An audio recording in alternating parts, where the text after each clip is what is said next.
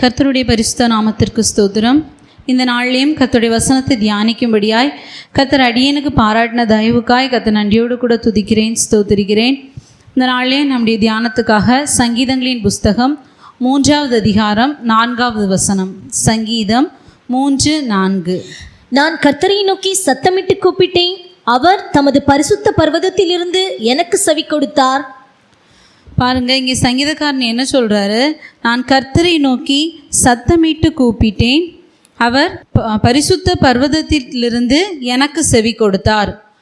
நம்முடைய தேவன் எப்படிப்பட்ட தேவன்னா, நமக்கு செவி கொடுக்கிற தேவன் தான் நம்முடைய கர்த்தராய் இயேசு கிறிஸ்துவாக காணப்படுறாங்க. நம்முடைய கூப்பிடுதலுக்கு இயேசு என்ன செய்கிறாங்க? செவி கொடுக்கிற தேவனாய் காணப்படுறாங்க.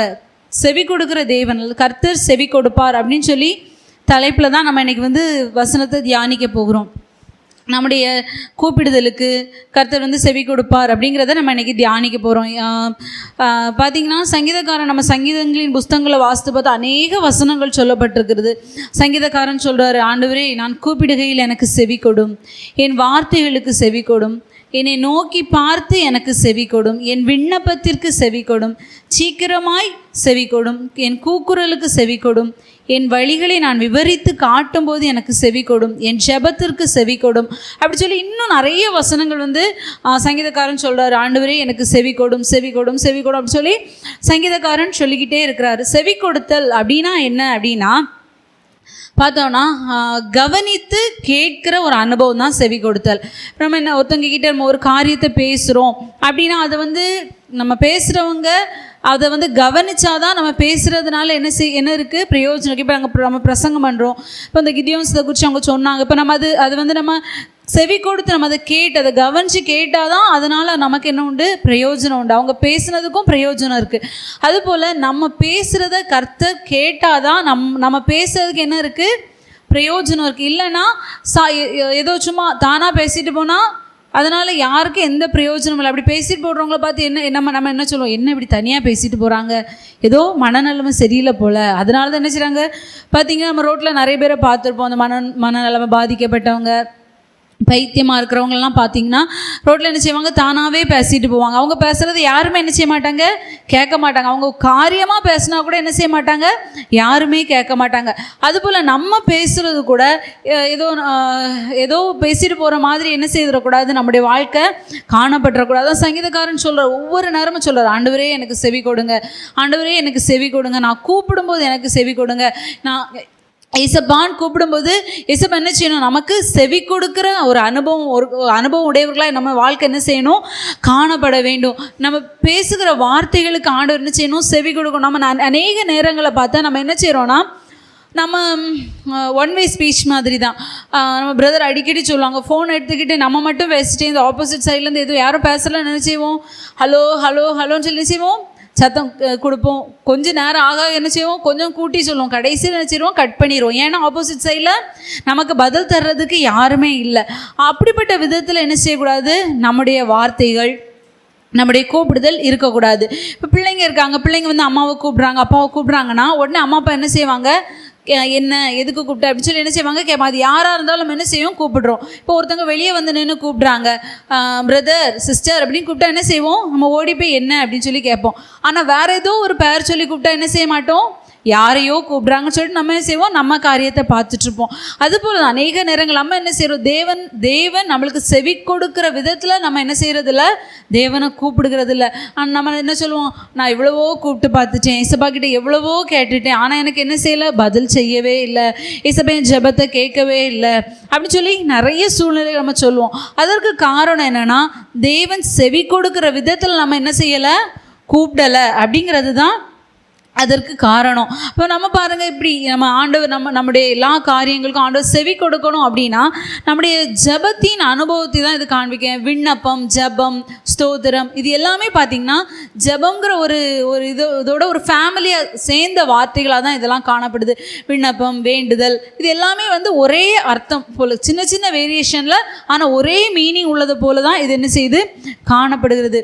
இப்போ நம்ம என்ன செய்யணும் அப்படின்னா, ஏசப்பா நம்முடைய சத்தத்தை கேட்கிற விதத்தில் நம்ம என்ன செய்யணும், ஆண்டவரோடு பேசுகிறவர்களாக நம்ம காணப்படணும். நம்ம தேவன் நமக்கு செவி கொடுக்குற விதத்தில் நம்முடைய வாழ்க்கை காணப்படும். இப்போ ஒரு டாக்டர் கிட்ட போகிறோம், நம்ம டாக்டர் கிட்ட போய் இப்படிப்பட்ட எனக்கு கஷ்டங்கள் இருக்குது, இப்படிப்பட்ட சிம்டம்ஸ்லாம் இருக்குங்கிறத சொல்கிறத டாக்டர் கேட்டால் தான் என்ன செய்ய முடியும், நமக்கு ட்ரீட்மெண்ட் பண்ண முடியும். அதுபோல் ஒரு லாயர் கிட்ட போய் நம்ம பிரச்சனை சொல்லும்போது அவங்க கேட்டால் தான் நம்ம பிரச்சனைக்கு அவங்க சொல்யூஷன் தர முடியும்.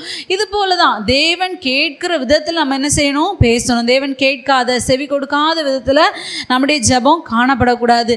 ஜெபத்திலே பார்த்தோன்னா 7 விதமாக நம்ம எல்லாருக்குமே ஜெபம்னா என்னது, போய் முழங்கால் போடணும், ஏசப்பா என்னை ஆசீர்வதிங்க, என்னுடைய இந்த காரியங்களெல்லாம் பொறுப்படுங்க அப்படின்னு சொல்லி ஏசப்பா கிட்ட எல்லாத்தையும் சொல்லிட்டு வர்றது மாத்திரம்தான் ஜெபம்னு சொல்லி நம்ம அநேகர் என்ன செய்கிறோம், அநேக வேளைகளில் நினைக்கிறோம். ஆனால் உண்மையாக பார்த்தா அப்படி நம்ம ஜெபிக்கிற விதம் மாத்திரம் இல்லை, ஜெபத்திலேயே சில அம்சங்கள் வேதத்துலேருந்து நம்ம பார்க்க முடியும்.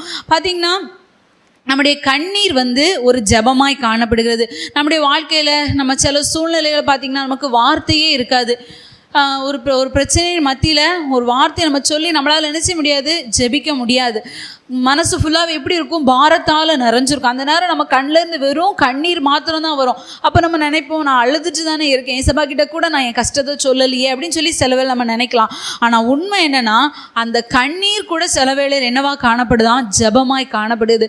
அண்ணாளை பார்த்தோன்னா நம்ம எல்லாருக்கும் தெரியும். அண்ணாள் பார்த்திங்கன்னா என்ன செஞ்சாங்க, தேவனுடைய ஆலயத்தில் போய் உட்காந்து அழுதாங்க. அவங்கள பார்த்து ஒரு ஆசாரியன் அவர் கூட என்ன நினைக்காரு, வா வெறித்து இருக்கிறாள், குடிச்சு போதையில் இருக்கிறா, அதனால இவன் என்ன செய்யற இப்படி இருக்கிறா அப்படின்னு சொல்லி சொன்னா. அவங்க புலம்பிட்டே இருந்தாங்க. கண்ணீரின் அனுபவம், ஒரு புலம்பலின் அனுபவம், ஒரு வார்த்தையாக என்ன செய்யாது இருக்காது. எனக்கு இப்படி ஆயிடுச்சே, எனக்கு இப்படி நடந்துச்சே, நான் என்ன செய்வேன், நான் ஏது செய்வேன் அப்படின்னு சொல்லி ஒரு புலம்புகிற அனுபவம். இது ஒரு விதமான ஒரு ஜெபத்தின் அனுபவமாய் காணப்படுது. இந்த பாதையை கூட என்ன செய்கிறாங்க, ஏசப்பா காண்கிறாங்க. கண்ணீரை காண்கிற தேவன் அப்படின்னு சொல்லி வேதம் நமக்கு சொல்லியிருக்கு. பார்த்திங்கன்னா, அந்த நம்முடைய சில கண்ணீரின் பாதைகள், நம்முடைய புலம்பலின் பாதைகள் கூட தேவனுடைய பார்வையில் ஒரு ஜெபமாக காணப்படுது. அடுத்ததாக பார்த்தோன்னா, நம்முடைய வாழ்க்கையில் ஒரு பெருமூச்சின் அனுபவம். இஸ்ரவேல் ஜனங்கள் பார்த்திங்கன்னா எகிப்தில் காணப்பட்டாங்க. எகிப்தில் இருக்கும்போது அவங்களுக்கு அங்கே எதுவுமே சொல்ல முடியலை, பேச முடியலை, தேவனிடத்தில் கேட்க முடியலை. அப்போ அவங்க என்ன செஞ்சாங்கன்னா, பெருமூச்சு விட்டாங்க. ஐயோ, எங்களுக்கு இப்படி ஒரு கஷ்டம் இருக்கே, இப்படி எங்களால் தாங்க முடியலையே, எங்களை இப்படி வேலை செய்ய வைக்கிறாங்களே, நாங்கள் என்ன செய்வோங்கிற விதத்தில் ஒரு பெருமூச்சின் அனுபவம். அதை வார்த்தையாக கூட என்ன செய்ய முடியலை, சொல்ல முடியலை, கண்ணீர் விட முடியலை, பெருமூச்சு விட்டாங்களாம். அந்த பெருமூச்சின் சத்தத்தை ஆண்டவர் என்ன செஞ்சாங்க, கேட்டாங்க அப்படின்னு சொல்லி நம்ம வேதத்தில் வாசிக்கிறோம். அப்படி சில வேளையில் நம்முடைய வாழ்க்கையில் வருகிறதான பெருமூச்சின் அனுபவம், வார்த்தையே இருக்காது, கண்ணீர் வராது, சூழ்நிலை மத்தியில் திகச்சு போயிருப்போம், பெருமூச்சு மாத்திரம் வரும். பார்த்தீங்கன்னா கேட்பாங்க, வயசானவங்கலாம் கேட்பாங்க, பிள்ளைங்களாம் பெருமூச்சு விட்டா நீ ஏன் பெருமூச்சு விடுற அப்படின்னு கேட்பாங்க. ஏன்னா அந்த பெருமூச்சுக்குள்ளே அவ்வளோ பெரிய ஒரு அர்த்தம் இருக்குது. ஏதோ ஒரு துக்கம், ஒரு கஷ்டம், தாங்க முடியலை அப்படிங்கிற ஒரு அனுபவத்தில் தான் என்ன செய்யுது, நமக்குள்ளேருந்து ஒரு பெருமூச்சு வருது. அப்படிப்பட்ட பெருமூச்சின் சத்தத்தை தேவன் என்ன செய்கிறாங்க, கேட்கக்கூடியவங்களாக காணப்படுறாங்க. அப்படியே பெருமூச்சின் சத்தத்துக்கு கர்த்தர் செவி கொடுக்கக்கூடியவங்களாக காணப்படுறாங்க. மூணாவதாக பார்த்தோன்னா, இந்த ஜெபத்தின் அனுபவத்தில் தியானம் அப்படிங்கிற ஒரு அனுபவத்தை எடுக்கலாம். நம்ம யோபின் புஸ்தகத்தில் வாசிக்கிறோம், நீ ஜெப தியானத்தை வீணென்று சொல்லி அதை குறைய பண்ணுகிற. ஜெப தியானம் அப்போ பார்த்தீங்கன்னா, எனக்கு இந்த ஒரு காரியம் நடந்தால் நல்லா இருக்குமே, இதை இசப்பா எனக்கு செஞ்சால் நல்லா இருக்குமே. இசப்பா கிட்ட போய் நம்ம சொல்ல மாட்டோம், இசப்பா எனக்கு செய்யுங்க, எனக்கு இது தாங்க அப்படி சொல்ல மாட்டோம். நம்ம நினைப்போம், இசப்பா எனக்கு தந்தால் நல்லா இருக்குமே, இது இருந்தால் நல்லா இருக்குமே அப்படின்னு சொல்லி ஒரு விருப்பம், மனசில் ஒரு ஆசை, ஒரு வாஞ்சை அப்படி நம்ம மனசுக்குள்ளே வரும். அப்படிப்பட்ட ஒரு அனுபவத்தை கூட தேவன் என்ன செய்கிறாங்க, ஜெபமாக நினைக்கிறாங்க. நம்ம நினைப்போம், நான் ஏசப்பா கிட்ட சொல்லலை, நம்ம மனசில் விரும்பினேன், ஆனால் ஏசப்பா எனக்கு நம்ம ஏசப்பாட்ட கேட்க மாட்டோம். ஆனால் விரும்பின காரியம் கிடச்சோன்னா நம்ம என்ன சொல்லுவோன்னா, நான் ஆசைப்பட்டேன், ஏசப்பா எனக்கு தந்தாங்கன்னு சொல்லி நம்ம எல்லாருமே அநேக சூழ்நிலையில் சொல்லியிருப்போம். அப்போ இப்படி ஒரு தியானத்தின் அனுபவம் கூட தேவனுடைய பார்வையில் ஒரு ஜெபமாக தான் காணப்படுகிறது. அடுத்ததாக பார்த்தோன்னா, விசுவாசம் நமக்குள்ள காணப்படுகிற ஒரு விசுவாசம், ஒரு நம்பிக்கை. கண்டிப்பாக இது ஏசப்பா செய்வாங்க, கண்டிப்பாக இது நடக்கும், கண்டிப்பாக இது எனக்கு தேவன் செஞ்சே தீருவாங்க. ஏசப்பா கிட்ட கேட்க மாட்டோம், செய்ய மாட்டோம், எதுவுமே இருக்காது. ஆனால் நமக்குள்ள ஒரு எண்ணம் இருக்கும், கண்டிப்பாக ஏசப்பா எனக்கு இது என்ன செஞ்சுருவாங்க அப்படிங்கிற ஒரு எண்ணம் இருக்கும். 1 யோவான் 5:15 வாசித்தா, 1 யோவான் 5:15 வாசிக்கும்போது ஒரு வசனம் அழகாக சொல்லப்பட்டிருக்கு, வாசிங்க. நாம் எதை கேட்டாலும் அவர் நமக்கு செவி கொடுக்கிறார் என்று நாம் அறிந்திருந்தோமானால் அவரிடத்தில் நாம் கேட்டவைகளை பெற்றுக்கொண்டோம் என்றும் அறிந்திருக்கிறோம். பார்த்தீங்களா, நம்ம ஆண்டவர்கிட்ட ஒரு காரியத்தை கேட்டோமா, நம்ம எதை கேட்டாலும் அவர் நமக்கு செவி கொடுக்கிறார் என்று நம்ம அறிந்திருந்தோம். நம்ம அறிஞ்சிருக்கோம், இசப்பா எனக்கு செவி கொடுக்குறாங்க அப்படிங்கிறத நம்ம அறிஞ்சிருக்கிறதுனால என்ன செய்வோம், கண்டிப்பாக நான் கேட்டதை பெற்றுக்கொள்வேன். அப்படின்னா நான் இசப்பா கிட்ட கேட்கவே இல்லை, ஆனால் நான் கேட்குறது இசப்பா கண்டிப்பாக தருவாங்க. எனக்கு தேவையை இசப்பா கண்டிப்பாக சந்திப்பாங்க. எனக்கு இன்னது தேவைங்கிறத என் பரமபிதா அறிந்திருக்கிறார், அவர் கண்டிப்பாக எனக்கு தருவார் அப்படிங்கிற ஒரு விசுவாசத்தோடு மனமகிழ்ச்சியாக நம்ம இருக்கும்போது அந்த விசுவாசமே தேவனுடைய பார்வையில் எப்படி காணப்படுதான், ஒரு ஜபமாய் தான் காணப்படுகிறது. அடுத்ததாக பார்த்தோன்னா பொருத்தனையின் அனுபவம் ஒரு ஜபமாய் காணப்படும். நம்ம இன்னைக்கு கூட ஒரு அழகான சாட்சி கேட்டோம்.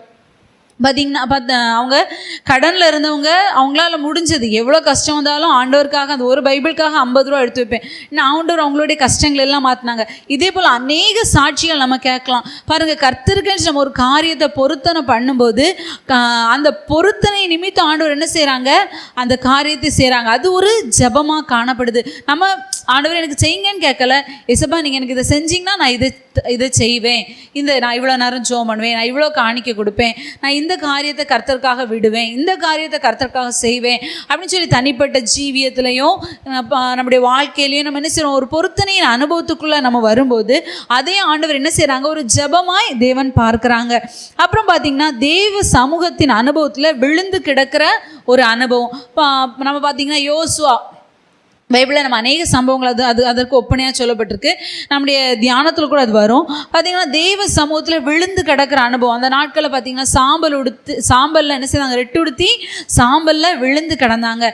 யோசுவாவும் ஜனங்களும் பார்த்திங்கன்னா எரிகோவை ஜெயிச்சுட்டு, ஒரு பெரிய எரிகோ அதை ஜெயிச்சுட்டு ஒரு சின்ன ஆயி பட்டணத்துக்கு விரோதமாக போகும்போது அந்த பட்டணத்தில் ஒரு பெரிய தோல்வி, 3000 பேர் சாகிற அளவுக்கு ஒரு பெரிய தோல்வி உண்டான உடனே பார்த்தீங்கன்னா யோசுவா என்ன செய்கிறாரு, கர்த்தருடைய சமூகத்தில் விழுந்து கிடக்கிறாரு. எதுவுமே செய்யலை, நாங்கள் என்ன தப்பு பண்ணோம் என்ன ஏது எதுவுமே சொல்லலை.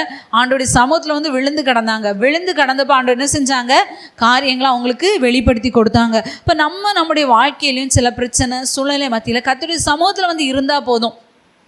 கர்த்தருடைய சமூகத்தில் இருந்தாலே என்ன செய்வாங்க, கர்த்தர் நம்முடைய காரியங்களை எல்லாம் பொறுப்பெடுப்பாங்க. அதனால தான் நம்ம இப்போ உலகத்தில் பார்க்குறோம், உண்ணாவிரதம்னு சொல்லி இருக்கிறாங்க. எவ்வளோ மணி நேரம் ஆனாலும் என்ன செய்கிறாங்க, எங்கள் உண்ணாவிரதத்தை கைவிட மாட்டோம், இந்த கோரிக்கை நிறைவேற்றப்படணும் அப்படின்னு சொல்லிட்டு என்ன செய்கிறாங்க, இருக்கிறாங்க. அதுபோல் ஒரு அனுபவம் தான் இது. தேவ சமூகத்திலேயே என்ன செய்கிறது, இருக்கிற அனுபவம். இப்போ நம்மளை பார்த்திங்கன்னா உள்ள சண்டே ஆராதனைக்கே என்ன செய்ய முடியலை, வர முடியலை. சிலர் நம்ம மனசில் நினைப்போம், உள்ள சண்டே ஆராதனைக்கு என்ன செய்ய முடியலை, எங்களால் வர முடியலை, நீங்கள் எப்போவும் தேவ சமூகத்திலே இருக்கணும்னு சொன்னால் எப்படி முடியும் அப்படின்னு நம்ம சிலர் நினைக்கலாம். ஆனால் பார்த்திங்கன்னா அப்படி தேவ சமூகத்தின் அனுபவத்தில் இருந்த யாருமே என்ன செய்ததே இல்லை, வெட்கப்பட்டதே இல்லை. தேவ சமூகத்துக்கு முதலிடம் கொடுத்த எல்லாரையும் இயேசப்பா என்ன தான் செஞ்சுருக்காங்க, உயர்த்தி தான் வச்சுருக்காங்க. நம்ம அநேக சாட்சிகளை கூட கேட்டிருப்போம். சிலர் பார்த்திங்கன்னா எக்ஸாமுக்கு முந்தின நாள் கூட என்ன செய்வாங்க, கர்த்தருடைய சமூகத்துக்கு வருவாங்க, ஆனால் ஆண்டவர் அவங்களுக்கு நல்ல மார்க்கை கொடுத்தாங்க அப்படின்னு சொல்லி நிறைய சாட்சிகள்லாம் கேட்டிருக்கோம். இப்படி நம்ம கர்த்தருடைய சமூகத்துக்கு முதலிடம் கொடுக்குற அனுபவமே ஒரு ஜெபத்தின் அனுபவம் தான். நம்ம கர்த்தருடைய சமூகத்துக்கு வருவோமானா நம்முடைய எல்லா காரியங்களும் இயேசப்பா என்ன செஞ்சுருவாங்க, நமக்காக முன்னதாகவே என்ன செஞ்சுருவாங்க, செய்து முடிச்சிருவாங்க. அப்புறம் 7வதாக பார்த்தோன்னா தான தர்மம் கூட ஒரு ஜெபத்தின் அனுபவமாக தான் காணப்படுது. நம்முடைய வாழ்க்கையில் நம்ம என்ன செய்யணும், கர்த்தருக்காக கொடுக்குற அனுபவம், ஏழை எளிய ஜனங்களுக்கு கொடுக்குற ஒரு அனுபவம் நம்முடைய வாழ்க்கையில் காணப்படும்போது கர்த்தர் அதை என்ன செய்கிறாங்க, கண்ணோக்குறாங்க. அதனால தான் நம்ம அப்போஸ்தலர்ல வாசிக்கிறோம், கொர்நேலியுன்னு சொல்லிக்கிற ஒரு மனுஷன் தான தர்மம் செய்தான், மிகுதியாய் தான தர்மம் செய்து வந்தான். அவன் செஞ்ச தான தர்மத்தின் நிமித்தம் தான் கர்த்தர் என்ன செஞ்சாங்க, அவனை நோக்கி பார்த்து தம்முடைய ஊழியக்காரர்களை என்ன செய்தாங்க, அனுப்பி கர்த்தரை குறித்த காரியங்களை அறிவதற்கு அங்கே ஆண்டவர் உதவி செஞ்சாங்க. வேறு எதுவுமே செய்யலை, தான தர்மத்தை மிகுதியாய் செய்தார். அவள்கிட்ட இருந்ததெல்லாம் எவ்வளோ செய்ய முடியுமோ அவ்வளோத்துக்கு என்ன செஞ்சார், தானம் தர்மம் செய்யக்கூடியதாக காணப்பட்டார். ஏசாயால கூட வாசிக்கிறோம், நம்மகிட்ட இருக்கிறத நம்ம மற்றவங்களுக்கு கொடுக்கறது, நம்மளை ஒழிக்காமல் இருக்கிறது, அதுதான் என்னது, கர்த்தருக்கு ஏற்ற உபவாசம். நம்ம நினைக்கிறோம் கொஞ்சம் நம்ம ஒரு நாள் சாப்பிடாமல் இருக்கிறது, ஒரு வேளை சாப்பிடாமல் இருக்கிறது, அப்படி இருந்தால் அது உபவாசம், கர்த்தர் நம்ம ஜெபத்தை கேட்டுருவார் அப்படிலாம் நினைக்கிறோம். அது ஒரு பக்கம் இருக்குது தான்.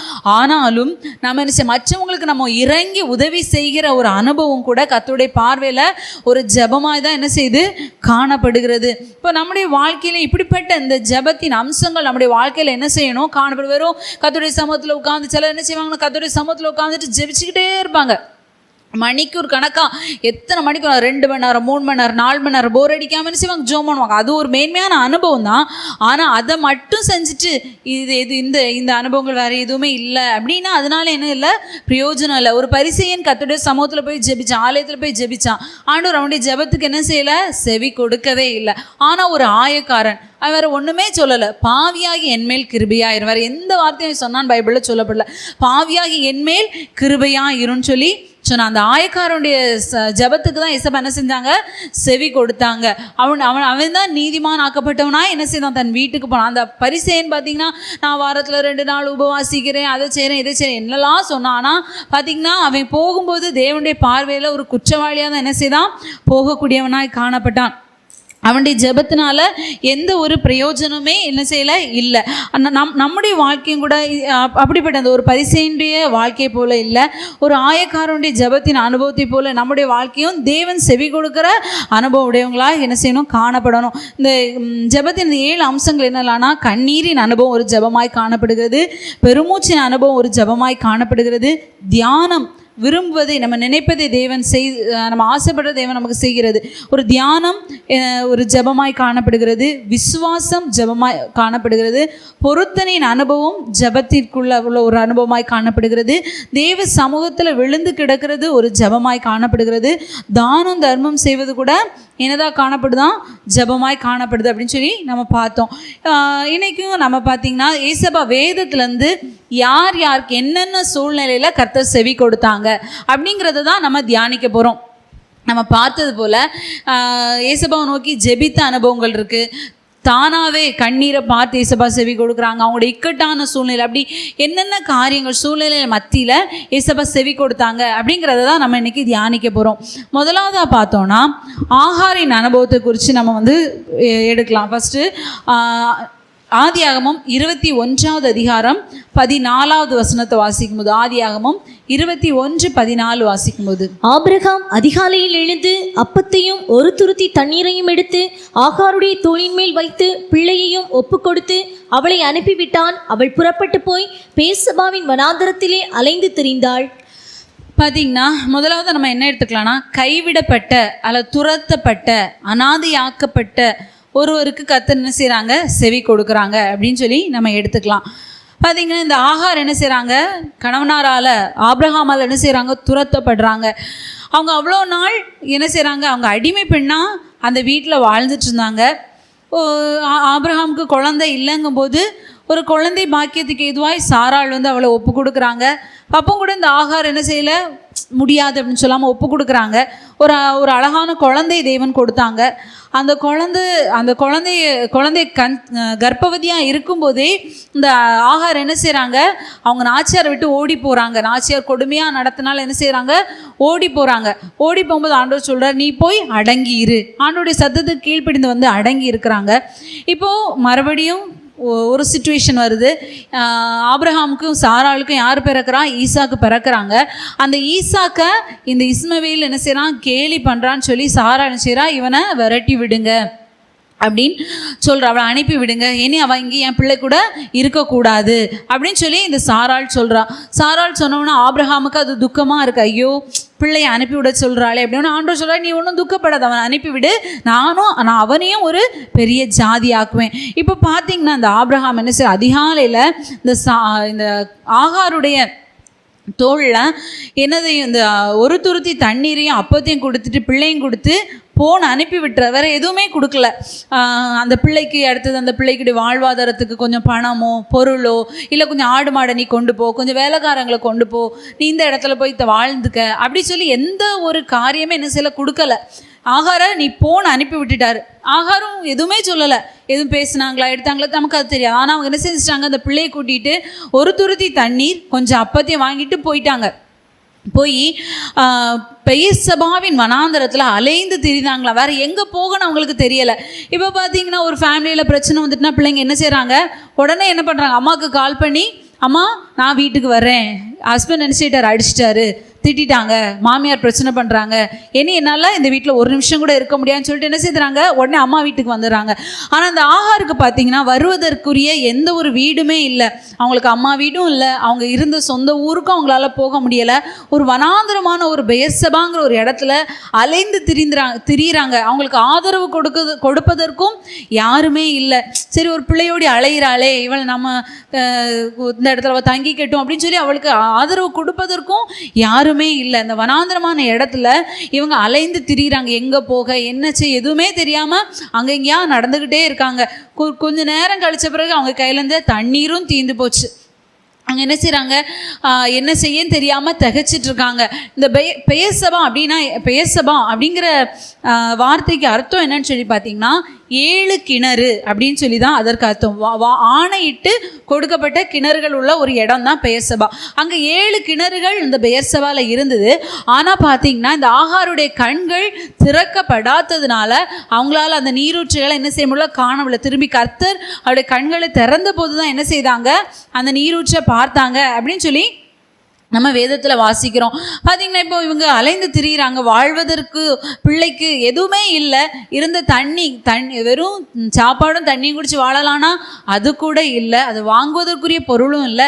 இப்போ தண்ணியும் தீர்ந்து போச்சு, வனாந்தரத்தில் தண்ணியும் இல்லை. இப்போ இந்த பிள்ளை சாக போகுது. இந்த ஆகார் என்ன செஞ்சிட்டாங்க, பிள்ளைக்கு ஒரு இடத்துல ஒரு செடிக்கு கீழே விட்டுட்டு அம்பு பாயிற தூரத்தில் போய் நின்று உட்கார்ந்து அழ ஆரம்பிச்சிட்டாங்க. இந்த பிள்ளை என்ன செய்து ஏது செய்து எதுவுமே சொல்லப்படல. ஆகார குறித்து சொல்லியிருக்கு, உட்கார்ந்து சத்தமிட்டு அழுதாள் சொல்லப்பட்டிருக்கு. இந்த பிள்ளை அழுதுச்சா என்ன செய்து எதுவுமே சொல்லப்படலை. ஆனால் பார்த்தீங்களா 17வது வசனத்தில் வேதம் சொல்லுது, வாசிங்க. தேவன் பிள்ளையின் சத்தத்தை கேட்டார். தேவதூதன் வானத்திலிருந்து ஆகாரை கூப்பிட்டு, ஆகாரே, உனக்கு என்ன சம்பவித்தது? பயப்படாதே, பிள்ளை இருக்கும் இடத்திலே தேவன் அவன் சத்தத்தை கேட்டார். பிள்ளையின் சத்தத்தை தேவன் கேட்டார் அப்படின்னு சொல்லி தேவதூதன் வந்து சொல்கிறார். ஆண்டவர் கேட்டார். அந்த பிள்ளை என்ன சொல்லி அழுதான்னு தெரியலை. ஒருவேளை அந்த பையன் அழுதுருக்கலாம். ஆண்டவரே, நான் எங்கள் அப்பா வீட்டில் செல்லமாக இருந்துட்டு இருந்தேன். எங்கள் அப்பாவுக்கு நான் தான் ஒரே பையனாக இருந்தேன். இப்போ ஒரு தம்பி பிறந்த பிறகு எங்கள் அப்பா இப்போ என்ன விரட்டி விட்டுட்டாரே.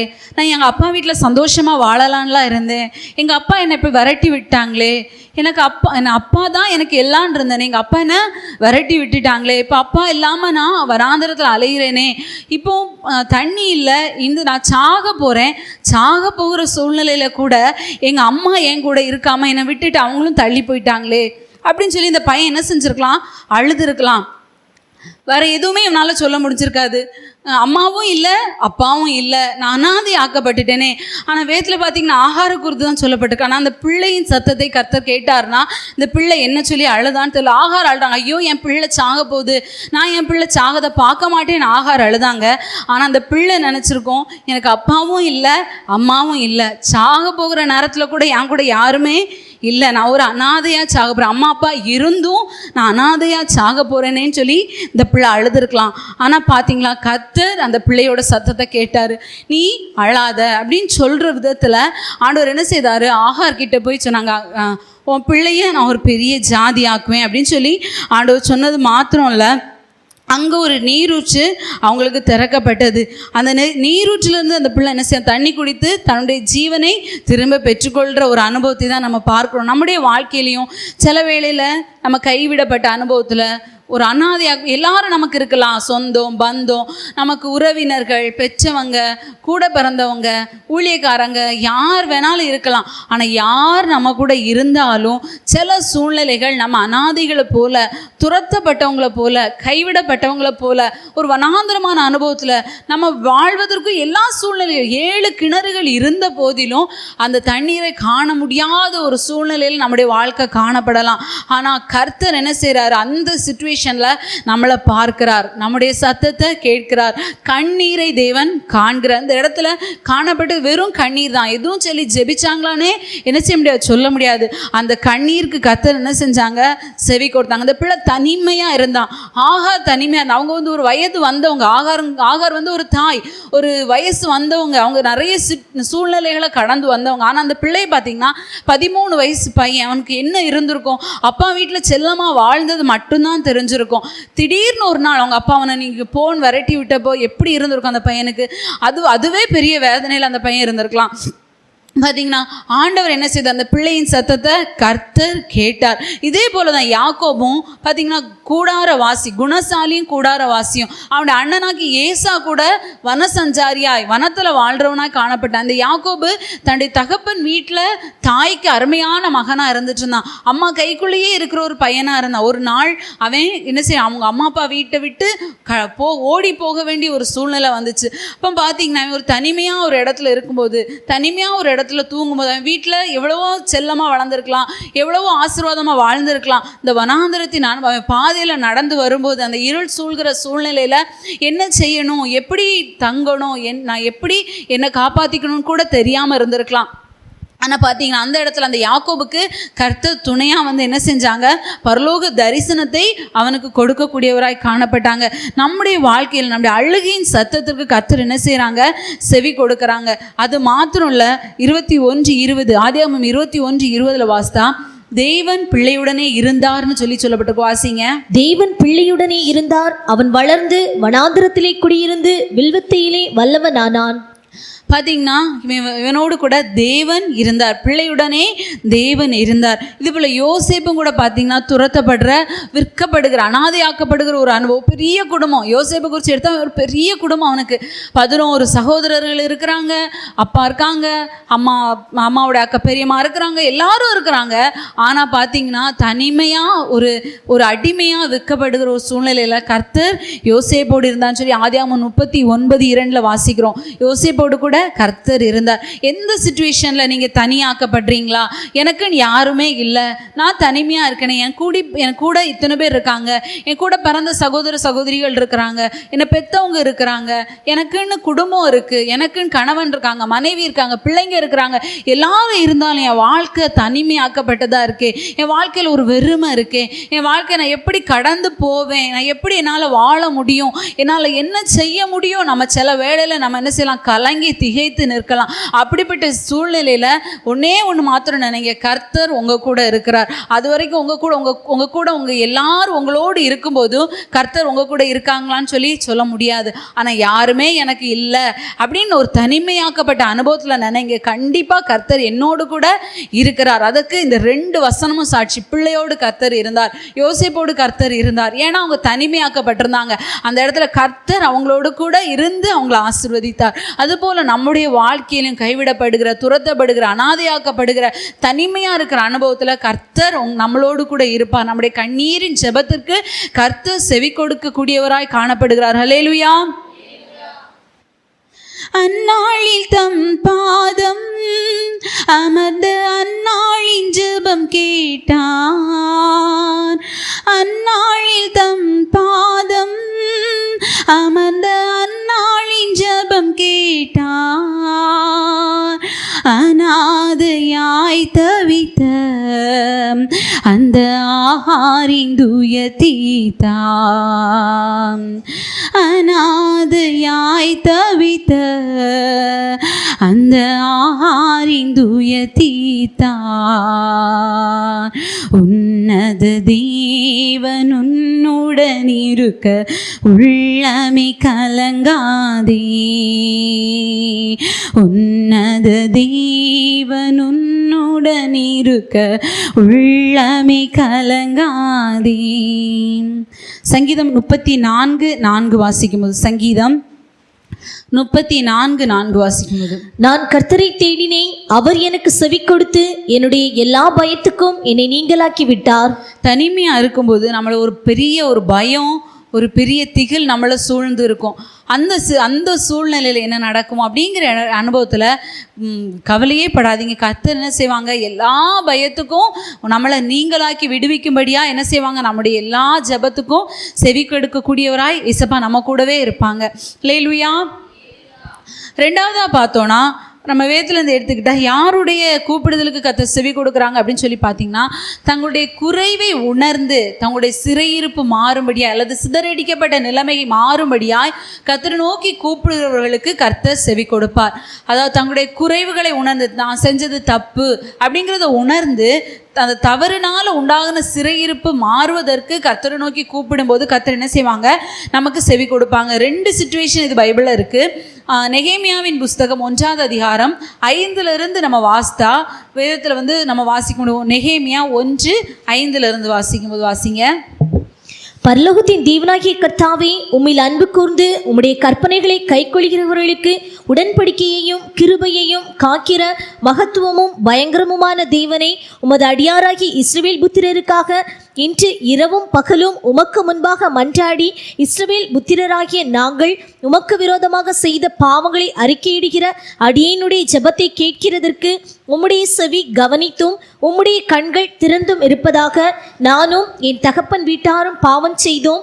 பார்த்தீங்கன்னா இங்கே நெகேமியா சொல்றாரு, நானும் என் தகப்பன் வீட்டாரும் பாவம் செய்தோம். இப்போ இவங்க என்ன செய்கிறாங்க, அடிமையாக்கப்பட்டு ஒரு தேசத்தில், அவங்க எருசலேமை விட்டு இன்னொரு தேசத்தில் வாழ்ந்துட்டு இருக்கிற சூழ்நிலையில தான் பார்த்தீங்கன்னா நெகேமியா சொல்கிறாரு. நெகேமியாக்கு நம்ம கீழே வாஸ்து பார்த்தா சொல்லப்பட்டிருக்கு, அவங்க தேசத்துலேருந்து வந்தவங்க கிட்ட கேட்குறாரு, நம்ம எருசலேம் எப்படி இருக்குது, நம்ம ஊர் எப்படி இருக்குது அப்படின்னு சொல்லி கேட்குறாரு. கேட்கும்போது அவங்க சொல்கிறாங்க, ஐயா அந்த ஆலயம் எல்லாம் என்ன செய்யிருக்கு, தீக்கிரையாக்கப்பட்டிருக்கு, மதில்கள் எல்லாம் இடிக்கப்பட்டிருக்கு, பட்டணமாகவே இல்லை, பாழாய் கிடக்குதுயா அப்படின்னு சொல்லி இந்த நெகேமியாவுக்கு சொல்கிறாங்க. இந்த நெகேமியா யாருன்னு சொல்லி பார்த்தீங்கன்னா, இவர் ஒரு பான பாத்திரக்காரன், ராஜாவுக்கு வானம் கொடுக்குற, சாப்பாடு கொடுக்குற ஒரு பான பாத்திரக்காரனாக என்ன செய்கிறாரு, நியமிக்கப்பட்டிருக்கு. அடிமையாக வந்த இடத்துல ஒரு ராஜாவுக்கு சாப்பாடு கொடுக்குற ஒரு வேலைக்காரனா, ஒரு பானபாத்திரக்காரனா இந்த நெகேமியா காணப்படுறாரு.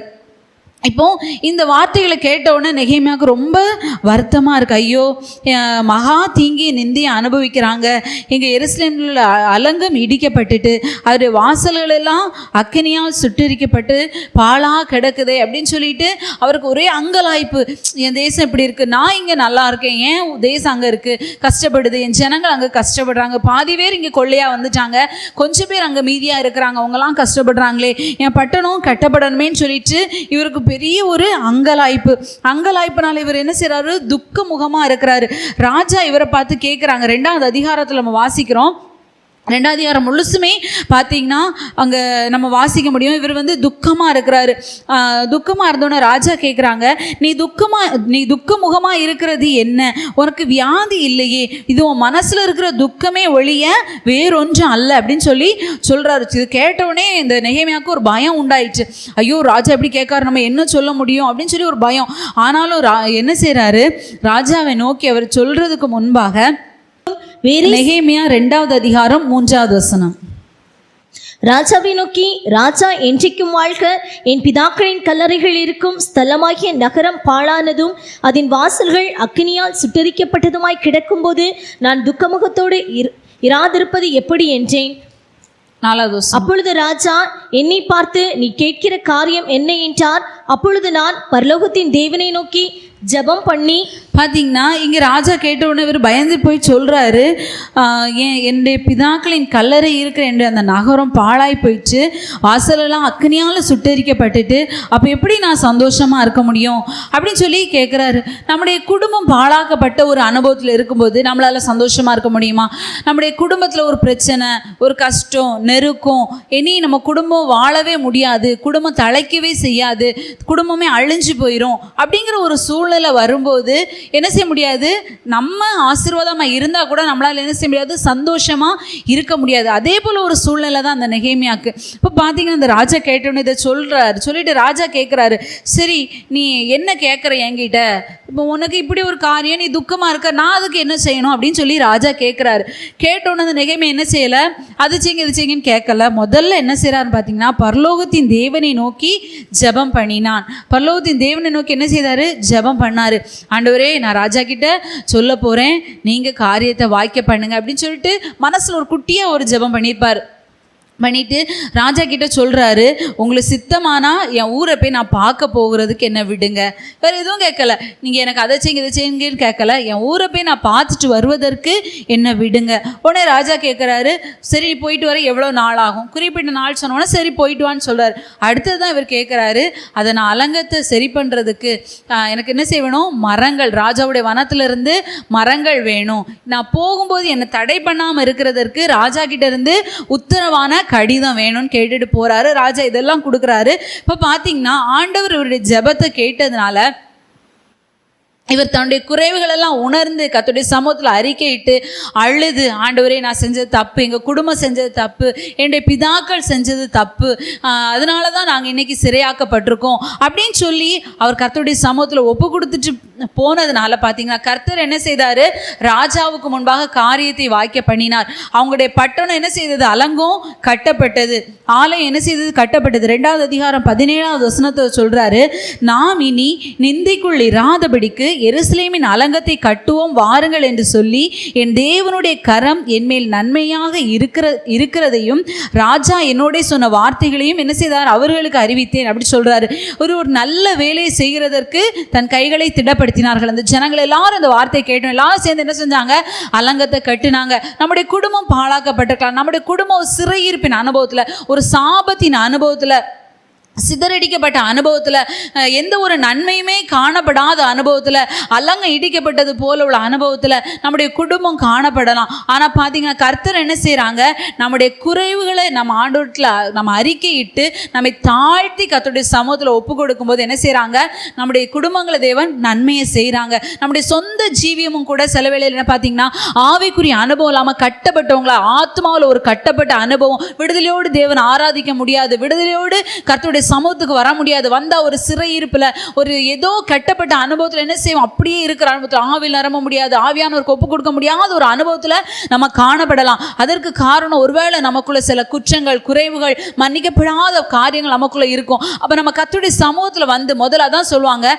கர்த்தருடைய சமூகத்தில் நம்ம ஆவியானவருக்கு ஒப்பு கொடுக்க முன்பாக முதல்ல நம்ம பாத்திரத்தை சுத்திகரிக்கணும். சுத்திகரித்த பிற்பாடு அதில் நம்ம வந்து ஒரு பால் வாங்குறோம்னா ஒரு பாத்திரத்தை சுத்திகரிச்சுட்டு அதில் நம்ம பால் வாங்கினோன்னா அந்த பால் கெட்டு போகாது. ஆனால் யூஸ் பண்ண ஒரு பாத்திரத்தில் போய் பால் வாங்கினோம், பால் என்ன செய்கிறோம், கெட்டு போயிடும். நம்ம தண்ணி குடிச்ச ஒரு கப்பு தான், ஆனால் மறுபடியும் அதில் என்ன செய்ய மாட்டோம், தண்ணி குடிக்க மாட்டோம், அதை கழுவி மறுபடியும் குடிப்போம். அதுபோல் நம்முடைய வாழ்க்கையில், நம்முடைய ஆவிக்குரிய ஜீவியத்திலும் கூட நம்முடைய ஜீவி என்ன செய்யணும், சுத்திகரிக்கப்படணும். அப்போ ஆண்டவரே நான் தெரிஞ்சோ தெரியாமல் செஞ்ச பாவங்களை எனக்கு மன்னிங்க, என்னுடைய குற்றங்களை என்ன மன்னிங்க.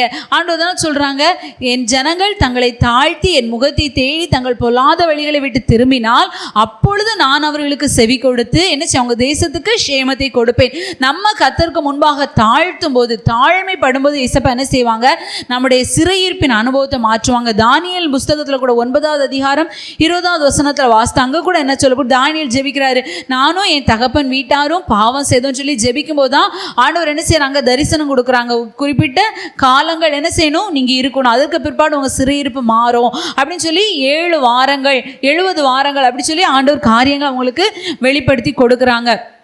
அப்போ நம்முடைய வாழ்க்கையில் இருக்க அந்த அனுபவங்கள் மாற்றப்படுவதற்கு நம்ம என்ன செய்யணும், கர்த்தருக்கு முன்பாக நம்மளை தாழ்த்தி நம்ம குறைவுகளை உணர்ந்து கர்த்தரிடத்தில் நம்ம மன்றாடும் போது இயேசப்பா என்ன செய்வாங்க, நம்முடைய மன்றாட்டின் ஜெபத்துக்கு இயேசப்பா நமக்கு பதில் தரக்கூடியவங்களாக காணப்படுவாங்க.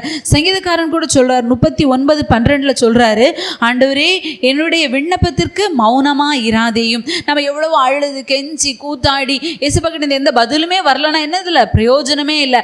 அந்த ஆயக்காரன் பரிசேயனுடைய ஜெபத்தை போல அது காணப்படும். ஆயக்காரனை போல நம்மளை தாழ்த்தி நம்ம ஒப்பு கொடுக்கும்போது கர்த்தர் என்ன செய்றாங்க, நம்முடைய ஜெபத்திற்கு இயேசப்பா என்ன செய்றாங்க, செவி கொடுக்குறாங்க. 3வதா பார்த்தோம்னா, தங்களுடைய இக்கட்டான அல்லது நெருக்கமான சூழ்நிலைகளில் கர்த்தரை நோக்கி கூப்பிடுறவங்களுக்கு கர்த்தர் செவி கொடுப்பாங்க அப்படின்னு சொல்லி வேதத்திலேருந்து நம்ம பார்க்கும்போது மத்தேயு 14:30 வாசித்தா, மத்தேயு 14:30 வாசிக்கும்போது, காற்று பலமாயிருக்கிறதை கண்டு பயந்து அமிழ்ந்து போகையில் ஆண்டவரே என்னை ரட்சியும் என்று கூப்பிட்டான். பார்த்தீங்கன்னா பேதுரு அப்போஸ்தலர் என்ன செய்கிறாரு, படகுல போயிட்டு இருக்காங்க. அப்போ இயேசப்பா கடல் மேலே நடந்து வர்றாங்க. இதை பார்த்த உடனே பேதுரு அப்போஸ்தலர் என்ன செய்கிறாரு, அவர் எல்லாத்துலேயுமே கொஞ்சம் என்ன ரொம்ப ஆக்டிவான ஆள், எதுனாலும் உடனே யோசிக்காமல் என்ன செஞ்சிருவார், செயல்பட்டுருவார். இப்போ இயேசப்பாவை பார்த்தோன்னே சொல்லுவார், ஆண்டவரே நீரே ஆனா நானும் வரட்டுமா. ஆண்டவர் சொல்கிறாங்க நீ வா. பேதுரு இறங்கி போகிறாரு. போகும்போது தான் அது வரைக்கும் அவர் சூழ்நிலையை பார்க்கல, காற்றடிக்குதா, கடல் கொந்தளிக்குதா, என்ன நடக்குதுங்கிறத அவர் யோசிக்கல. இயேசப்பா பார்த்தோன்னா ஒரு பெரிய சந்தோஷம், ஒரு பூரிப்பு, என்ன செஞ்சிட்டாரு, போயிட்டாரு. இது போல் நம்ம ஆவிக்குரிய ஜீவியத்தில் வந்த உடனே நமக்குள்ள ஒரு பெரிய பூரிப்பு, ஒரு சந்தோஷம் எல்லாம் நமக்குள்ளே வந்துடும். நம்ம என்ன செய்திருவோம், நல்லா ஆண்டவருக்கு ஒப்பு கொடுத்து நம்ம கடந்து போவோம். அது தப்பே கிடையாது. அப்படிப்பட்ட சூழ்நிலை போகும்போது நம்ம ஆண்டவருக்கு ஒப்பு கொடுக்கும்போது அதற்கு பிற்பாடு ஒரு சோதனை நமக்கு வரும். அந்த சோதனையில் நம்ம நின்று பிடிப்பதற்குரிய ஒரு கிருபை என்னது நமக்கு தேவையாய் காணப்படுகிறது. இப்போ பார்த்தீங்கன்னா அந்த பேதுருக்கு ஒரு இக்கட்டான ஒரு சூழ்நிலை, கொந்தளிக்கிற கடல் மேலே தான் இறங்கி நடந்து போகிறாரு. அதே காற்று அடிச்சுட்டே இருக்குது. ஏசப்பா மாத்திரம் அவர் நோக்கி போகிறார். அவருக்கு அப்போ எந்த கஷ்டமும் இல்லை, நடந்து போகிறாரு. ஆனால் திடீர்னு பார்த்தீங்கன்னா அவருடைய அந்த ஒரு நெருக்கமான ஒரு காலகட்டத்துக்காக இதை சொல்கிறோம். பார்த்தீங்கன்னா ஏசப்பாவை பார்த்துட்டு இருந்தவர் தன்னுடைய பார்வையை விலக்கிட்டார். பார்வையை விலக்கி பக்கத்தில் வீசுகிற காற்று, கொந்தளிக்கிற கடலை பார்த்தோன்னே என்ன செய்கிறாரு, அமிழ்ந்து போக ஆரம்பித்தார். உடனே மூங்கி போயிட்டார். உடனே அவருக்குள்ள என்ன ஒரு அவிசுவாசம், ஐயோ காற்று வீசுது, கடல் கொந்தளிக்குது, நம்ம எப்படி நடந்து போகிறோம், முன்னாடி நம்ம ஏசப்பாவை பார்த்து தானே நடந்து வந்தோங்கிறது என்ன செய்யலை, அவரால் நினைக்க முடியலை. எல்லாமே செகண்ட்ஸ்குள்ளே என்ன ஆகிட்டு சூழ்நிலை மாற்றப்பட்டது. இப்படிப்பட்ட சூழ்நிலை அவர் கடந்து போகும்போது ஆண்டவர் என்ன செய்தாங்க, அவனுடைய கையை பிடிச்சு தூக்கி எடுத்தாங்க. ஐயரே அப்படின்னு சொல்லி என்ன செய்ய கூப்பிட்றாரு. ஆண்டவரே என்னை ரட்சியும் அப்படின்னு சொல்லி உடனே கூப்பிட்றாரு. ஆண்டவரே என்னை ரட்சிங்க அப்படின்னு கூப்பிட்டாரு. கூப்பிட்டோன்னா ஐசப்பா என்ன செஞ்சாங்க, கையை பிடிச்சி தூக்கி விட்டு அற்ப விசுவாசியை ஏன் சந்தேகப்பட்டான்னு சொல்லி ஆண்டவர் கேட்குறாங்க. நம்முடைய வாழ்க்கையிலையும் ஏசப்பாவை முன்னிறுத்தி பலவிதமான சூழ்நிலை நம்ம கடந்து போயிருப்போம். எவ்வளவோ நெருக்கமான பாதைகளை கடந்து போயிருப்போம். ஆனால் குறிப்பிட்ட பாதைகள், குறிப்பிட்ட நெருக்கங்கள், குறிப்பிட்ட சூழ்நிலைகள் என்ன செய்துரும், நம்மளை அதைரியப்பட வச்சிரும். அப்படிப்பட்ட சூழ்நிலையில் நம்ம அமிழ்ந்து போகும்போது ஆண்டவரே என்னை ரட்சியும் நம்ம கூப்பிட்டோம்னா கர்த்தர் என்ன செய்வாங்க, அவர் இன்னுமே ஜெபிக்கலை, ஐயோ நான் செத்து போயிருவேன் என்னை காப்பாங்க அப்படி எதுவுமே சொல்லலை. ஆண்டவரே என்னை ரட்சியும். ஆண்டவர் ஏசப்பா என்ன செஞ்சாங்க, உடனே பேதுருவை கைப்பிடிச்சு தூக்குனாங்க. நம்முடைய வாழ்க்கையிலையும் கூட சில பாதைகள் அப்படிப்பட்ட சூழ்நிலையாக காணப்படலாம். நம்ம மூழ்கி போகிற ஒரு சூழ்நிலை இருக்கலாம். சில பார்த்தீங்கன்னா கடன் பாரத்தினால மூழ்கி போகிற ஒரு சூழ்நிலையில் இருக்கலாம். நம்மளை கைப்பிடிச்சு தூக்கிறதுக்கு யாருமே இல்லாமல் இருக்கலாம். அந்த நேரத்தில் ஏசப்பாவை பார்த்து கூப்பிடுங்க, ஏசப்பா எனக்கு உதவி செய்யுங்கன்னு கூப்பிட்டு பாருங்க. ஏசப்பா என்ன செய்வாங்க, நமக்கு ஓடி வந்து உதவி செய்யக்கூடியவராய் காணப்படும். எங்கேருந்து எப்படி உதவி வரும்னே நமக்கு தெரியாது. கர்த்தரை நோக்கி மாத்திரம் பார்த்தா போதும். அதான் வேதம் சொல்லுது, அவர்கள் அவரை நோக்கி பார்த்து பிரகாசம் அடைந்தார்கள், அவர்கள் முகங்கள் வெட்கப்படவில்லை. ஆண்டவரை நோக்கி பார்த்து யாருமே என்ன செய்தது கிடையாது, வெட்கப்பட்டதே கிடையாது. அதே நேரம் ஆண்டவர் விட்டுட்டு மனுஷனை நோக்கி பார்த்த யாரும் வாழ்ந்ததும் கிடையாது. மனுஷங்க இன்னைக்கு இருப்பாங்க, நாளைக்கு போயிடுவாங்க, இன்னைக்கு உதவி செய்வாங்க, நாளைக்கு உதறி தள்ளிடுவாங்க. ஆனால் நம்முடைய தேவன் அப்படிப்பட்டவர் இல்லை. நம்ம எப்போ எந்த சுச்சுவேஷனில் இருந்தாலும் இசப்பா என்ன செய்வாங்க, நம்மளை கைப்பிடிச்சு தூக்கி விடக்கூடியவங்களாக காணப்படுறாங்க. நம்முடைய பாவத்தில் நம்ம அமிழ்ந்தாலும் சரி, எந்த சூழ்நிலையாக இருந்தாலும் இசப்பா என்ன செய்வாங்க, நம்மை தூக்கி விட வல்லவராக இருக்கிறாங்க. அப்போஸ்தலருடைய நடபடிகள் 12வது அதிகாரம் 5வது வசனத்தை வாசிக்கும்போது, அப்போஸ்தலர் 12:5 வாசிக்கும்போது வேதம் சொல்லுது, அப்படியே பேதுரு சிறைச்சாலையிலே காக்கப்பட்டிருக்கையில் சபையார் அவனுக்காக தேவனை நோக்கி ஊக்கத்தோடு ஜெபம் பண்ணினார்கள். பார்த்தீங்கன்னா இங்கே சபையார் எல்லாரும் என்ன செய்கிறாங்க, பேதுருக்காக ஊக்கத்தோடு ஜெபிக்கிறாங்க. இப்போ இந்த பேதுரு அப்போஸ்தலர் எங்கே இருக்காரு அப்படின்னு பார்த்தீங்கன்னா சிறைச்சாலையில் தான் இருக்கிறாரு. நம்ம அதில் 2வது வசனத்துலேருந்து வாசிக்கும்போது 1-2 வாசிக்கும்போது சொன்னால் வாசிங்க. அக்காலத்திலே ஏரோது ராஜா சபையிலே சிலரை துன்பப்படுத்த தொடங்கி யோவானுடைய சகோதரனாகிய யாக்கோபை பட்டயத்தினாலே கொலை செய்தான். பார்த்தீங்கன்னா இந்த ஏரோது என்ன செய்தானா, சபையை துன்பப்படுத்துறதுல சீஷர்களை என்ன செய்கிறாரு, கொல்றாரு. யாக்கோபுடைய யோவானுடைய சகோதரனாகிய யாக்கோபை சிறை சேதம் பண்ணி கொன்னுட்டான். அது கொன்ன பிறகு பார்த்தீங்கன்னா அதை செஞ்சது யூதர்களுக்கு பிரியமாக இருக்குது அப்படின்னு சொல்லிட்டு அந்த யூத ஜனங்களை ப்ளீஸ் பண்ணுறதுக்காக மறுபடியும் சீஷர்களெல்லாம் கொல்லலாம்னு சொல்லி பிரயாசப்பட்டு பேதுரு என்ன செய்கிறாரு, பிடிச்சு அது பண்டிகை நாட்களாக இருந்தனால சிறைச்சாலையில் வைக்கிறாங்க. சிறைச்சாலையில் வச்சிருக்காங்க. அப்படிங்கிற சூழ்நிலையில் பார்த்தீங்கன்னா சபை விசுவாசிகள் என்ன செய்கிறாங்க, பேதுருக்காக ஊக்கமாக ஜெபிக்கிறாங்க. ஏசப்பா எங்கள் ஊழியக்காரரை எப்படியாவது மீட்டு கொண்டு வாங்க, ஒருத்தரை கொண்டுட்டாங்க, இவரையும் கொல்றதுக்காக கொண்டு ஜெயில அடைச்சு போட்டிருக்காங்க, இசபா எப்படியாவது அவரை காப்பாற்றி கொண்டு வாங்கன்னு சொல்லி ஜனங்கள் எல்லாம் ரா பகல் என்ன செய்கிறாங்க, ஒரு வீட்டிலேருந்து ஜோம் பண்ணிட்டே இருக்காங்க. ஆனால் அந்த ஜெபம் எதுவுமே கேட்கப்பட்டது போல இல்லை. ஆனால் பேதுரு அப்போஸ்தலர் நாளைக்கு கொல்லப்பட போறாருன்னா இன்னைக்கு ராத்திரி தான் ஆண்டவர் என்ன செய்கிறாரு, தம்முடைய தூதனை அனுப்பி இந்த பேதுரு என்ன செய்கிறாரு, விடுதலை ஆக்கி வெளியே கொண்டு வராங்க. அது ஒரு பெரிய ஒரு அற்புதமான செயல். நாளைக்கு சாக போகிற ஒரு மனுஷன் அதுக்கு முன்னாடியே இந்த ஜனங்கள் ஜோம் பண்ணிட்டு இருக்காங்க. ஆண்டவர் அப்பவுமே வெளியே கூட்டிகிட்டு வந்திருக்கலாம். ஆனால் ஆண்டவர் என்ன செய்யலை, கொஞ்ச நேரம் வெயிட் பண்ணாங்க. சரி இந்த ஜனங்கள் எவ்வளோ தான் விசுவாசமாக இருக்காங்க பார்க்கலாம், எவ்வளோ ஜெபிக்கிறாங்க பார்க்கலான்னு சொல்லிட்டு ஆண்டவர் என்ன செய்யலாம், கொஞ்சம் வெயிட் பண்ணாங்க.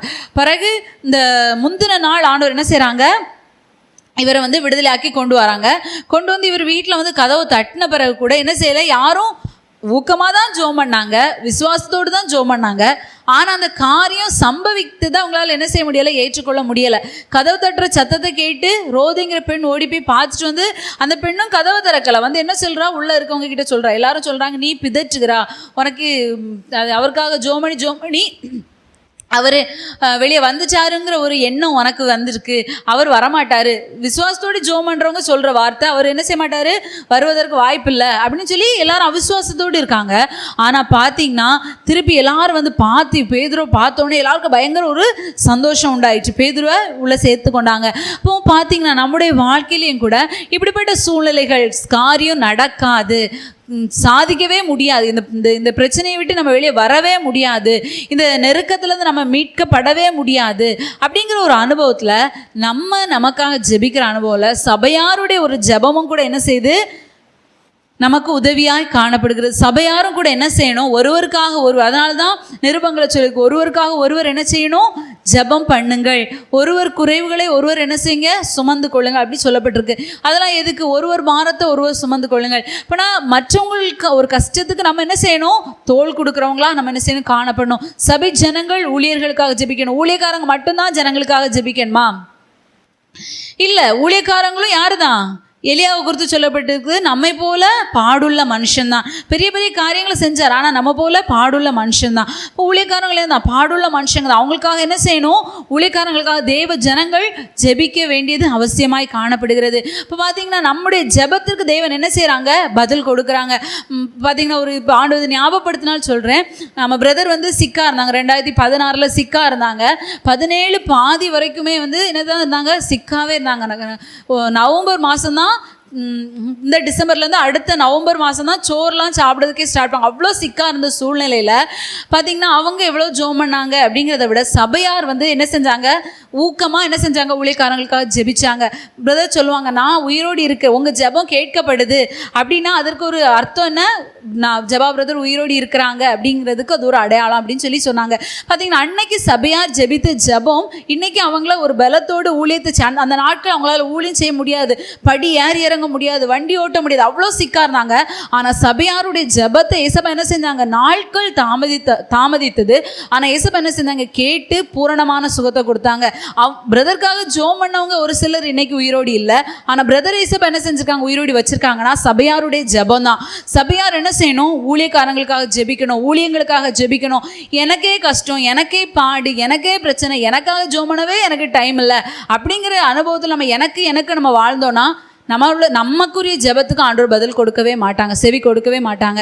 மற்றவங்களுக்காகவும் நம்ம என்ன செய்யணும், ஜெபிக்கணும். மற்றவங்களுடைய நெருக்கங்கள் மாறணும், மற்றவங்களுடைய இக்கட்டுகள் மாறணும். மற்றவங்களுக்காக நம்ம என்ன செய்யணும், ஜெபிக்கும் போது கர்த்தர் நம்முடைய ஜெபத்துக்கும் என்ன செய்வாங்க, செவி கொடுப்பாங்க. சங்கீதம் 4:1 வாசிக்கும் போது, என் நீதியின் தேவனே, நான் கூப்பிடுகையில் எனக்கு செவிக்கொடும், நெருக்கத்தில் இருந்து எனக்கு விசாலம் உண்டாக்கினீர், எனக்கு இறங்கி என் விண்ணப்பத்தை கேட்டருளும். நம்ம நெருக்கத்தில் இருக்கும்போது கர்த்தர் நமக்கு என்ன செய்வாங்க, செவி கொடுக்குற ஒரு தேவனாய் காணப்படுறாங்க. 4ஆவதா பார்த்தோன்னா யோனாவின் புஸ்தகம் 3வது அதிகாரம் 4-10 வரை வாசிக்கும் போது, யோனா 3:4-10 வரை வாசித்தோன்னா, பாவத்தின் நிமித்தம் நியாய தீர்ப்பு சொல்லப்படும் போது ஜெபிக்கிற நினிவே ஜனங்களை போல கர்த்தரை நோக்கி கூப்பிடுற ஜனத்துக்கு ஏசப்பா என்ன செய்வாங்க, செவி கொடுப்பாங்க. அதாவது நியாய தீர்ப்பு வரலை. இப்போ நம்ம முதல்ல பார்த்ததுல வந்து அவங்க என்ன செஞ்சிட்டாங்க, பாவம் செய்தாங்க, ஆண்டவர் நியாய தீர்ப்புக்கு ஒப்பு கொடுத்து அடிமைகள் ஆக்கப்பட்டு சிறைப்பட்டு வேற தேசத்துக்கு போயிட்டாங்க. இந்த நினிவே பட்டணத்துக்கு நியாய தீர்ப்பு சொல்லப்படுது. இன்னும் 40 நாளில் தேவன் பட்டணத்தை என்ன செய்வார், கவிழ்த்து போடுவார்னு சொல்றாரு. அந்த நியாய தீர்ப்பின் சொல்லை கேட்ட போது அந்த தேசத்தில் உள்ள ராஜா முதற்கொண்டு பார்த்தீங்கன்னா மிருக ஜீவன்கள் வரைக்கும் என்ன செஞ்சாங்களாம், 3 நாள் இரவும் பகலும் புசியாமலும் குடியாமலும் கர்த்தருடைய சமூகத்தில் விழுந்து கிடந்தாங்க அப்படின்னு சொல்லி நம்ம வாசிக்கிறோம். யோனாவின் புஸ்தகம் 3வது அதிகாரத்தில் அதை நம்ம வாசிக்கிறோம். அப்போ 10வது வசனத்தை வாசிக்கும்போது வாசிங்க. 10வது வசனம், அவர்கள் தங்கள் பொல்லாத வழியை விட்டு திரும்பினார்கள் என்று தேவன் அவர்களுடைய கிரியைகளை பார்த்து தாம் அவர்களுக்கு செய்வேன் என்று சொல்லியிருந்த தீங்கை குறித்து மனஸ்தாபப்பட்டு அதை செய்யாதிருந்தார். பார்த்தீங்கன்னா இந்த ஜனங்கள் அவங்கள தாழ்த்தி கர்த்தருடைய சமூகத்தில் விழுந்து கடந்த போது கர்த்தர் என்ன செஞ்சாங்க, சொன்ன அந்த நியாய தீர்ப்பு நிமித்தம் என்ன செஞ்சாங்க, மனஸ்தாபப்பட்டாங்க.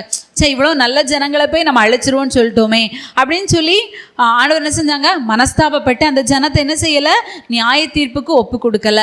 அந்த ஜனத்தை ஆண்டவர் என்ன செஞ்சாங்க, பாதுகாத்தாங்க.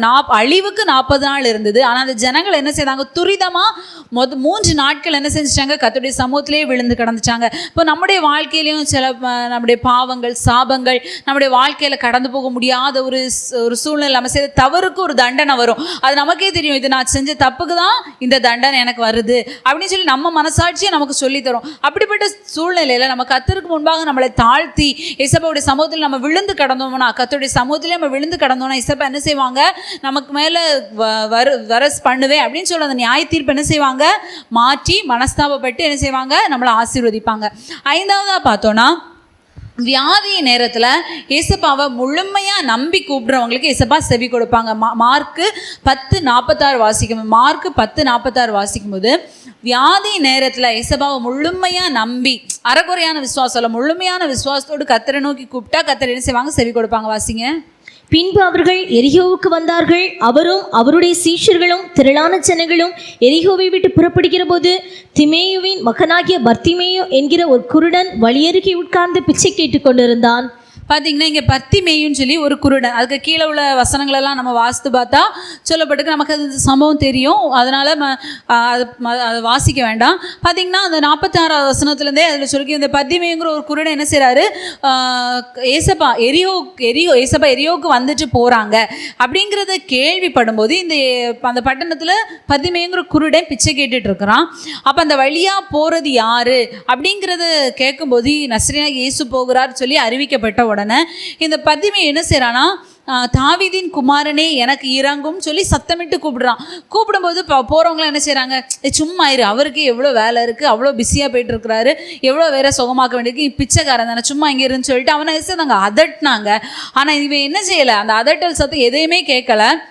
இவனுக்கு ஒன்று தெரிஞ்சிருந்து, ஏசு கிறிஸ்து சுகமாக்கக்கூடியவர், அவர் என்ன செய்வார், சுகமாக்குவார். பிறவி குருடனுக்கெல்லாம் சுகம் பார்வையை கொடுத்துருக்கிறாரு, எவ்வளோ பேருக்கு சுகத்தை கொடுத்துருக்காங்க, பிணியாளிகளுக்கெல்லாம் சுகத்தை கொடுத்துருக்காங்க, பிசாசு பிடித்தவங்களுக்கெல்லாம் விடுதலை கொடுத்துருக்காங்க, கண்டிப்பாக என்னையே என்ன செய்வாங்க, பார்வையிட வைப்பாங்கன்னு சொல்லிட்டு முழுமையான விசுவாசத்தோடு அவனை யார் அதட்டினாலும் அதை செட்டப் பண்ணாமலே என்ன செய்தானா, கூப்பிட்டான், தாவீதின் குமார்னு எனக்கு இறங்கும். அதட்டினோன்னு இன்னும் சத்தமாக கூப்பிட்டான், தாவீதின் குமார்னு எனக்கு இறங்கும். நான் எவ்வளோ சத்தமாக கூப்பிட்டா ஏசபா கேட்குமா, அவ்வளோ சத்தமாக என்ன செய்தான் கூப்பிட்டான். எப்படியாவது எனக்கு சுகம் கிடைச்சா போதும், எனக்கு பார்வை கிடைச்சா போதும் அப்படின்னு சொல்லி கூப்பிட்டான். இந்த எரிகோ அப்படின்னு அர்த்தம் என்னன்னு பார்த்தீங்கன்னா, சந்திரனின் நகரம்.